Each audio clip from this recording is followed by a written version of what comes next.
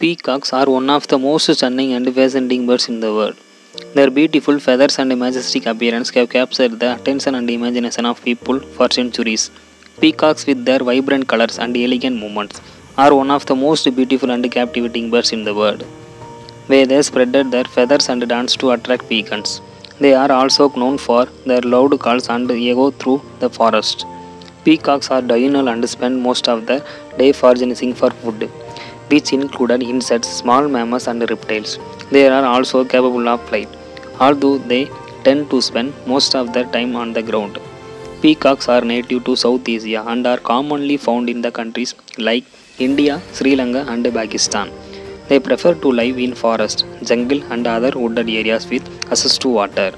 They are also known to live near human settlement, where they can scavenge for food.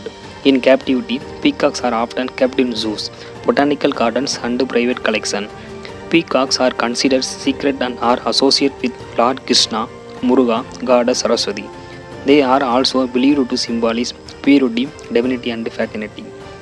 Poaching is one of the most biggest threats to peacocks' population.